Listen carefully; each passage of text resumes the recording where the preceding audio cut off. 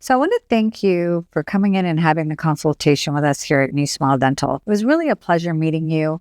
And I know we gave you a lot of information all in just a short period of time, but I'd like to kind of take this time to send you just a recap of everything and to go over a few important points as you're starting to review your treatment plan and you're starting to make the decision on which way that you would want to go. I really want to caution you on the hidden cost of doing nothing, right? It's important, especially when you have infected teeth or missing teeth, to really make a decision. For us, it's most important to us that you are healthy. We understand that when you have infected teeth or missing teeth, that's just not isolated to just the mouth.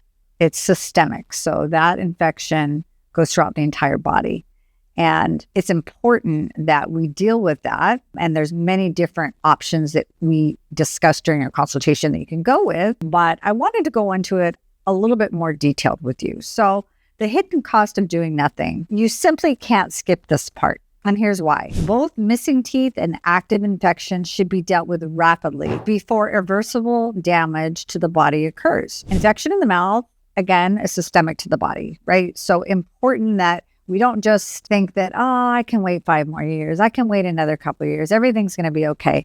It's not going to be okay. A study was done to see if there was a correlation between missing teeth and death rates. The conclusion of the study was very clear. The more missing teeth a person has, the shorter they live. In fact, on average, a person missing 5 or more teeth gets their life cut short by up to 6 years. We're not saying this is going to happen to you, of course. We're just presenting you the information so that you have that. Cardiologists recognize that the infection in the mouth is systemic and that it can cause problems with the heart. So patients that are being monitored by their own cardiologists, their cardiologists are sending them to us saying, hey, the dental infection that you have in the mouth is also a direct reflection of what's going on with your heart issues. So they send their patients to us to make sure that we're dealing with the source of the infection that's coming from the mouth. In fact, patients with periodontitis are 34% more likely to get heart disease. So what is that? Periodontitis, that's periodontal disease. That's when the teeth are getting loose, right? Or maybe you have bad breath or you see a lot of bleeding when you're brushing your teeth. You just generally start seeing your teeth start to shift or fan out. There's a number of different steps in that process, but what's happening is with periodontal disease, is the infection is causing the bone to shrink. So the bone shrinks up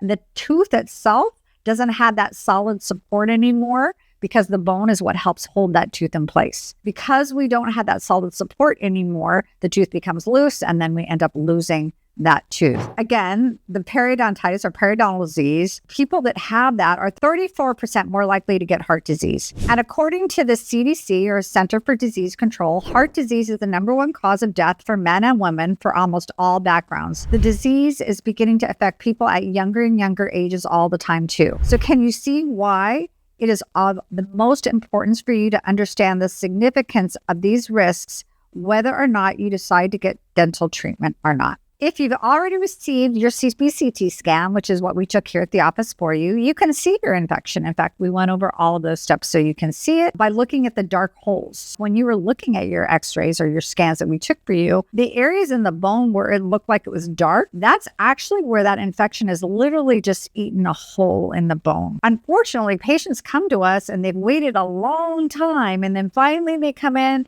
I'm ready. This is what I want to do, and we're ready to give it to them. And then we take the scan, and guess what? There's not enough bone. There's not enough height. There's not enough width, and there's nothing that we could do to support them to be able to have the implants be successful for them. There's not enough space. There's not enough width. The implants are not going to hold. That's really disturbing, I think, for us. I think that's very sad for our patients because we understand the alternative with something removable is a big challenge. You know, they're not able to chew the foods that they normally love eating, right? They have to deal with, a denture, a full plate inside of their mouth. And some people have issues where they gag a lot, right? And so the gagging itself is just horrible. Some patients come to see us and they just can't wear their dentures at all. So they want the implant option.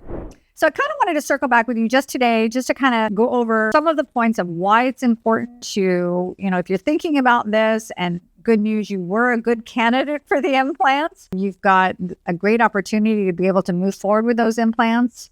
I think it's important, number one, again, for your health, for your digestion, the choices in food that you eat on a daily basis, and just your basic overall health. So I'd like to encourage you, if you've got any other questions or any other concerns, please reach out to me. Again, I'm Kimberly at New Small Dental. Our number here is area code 727-393-6962. You can always reach out to me personally. I'm more than happy to answer any questions you might have.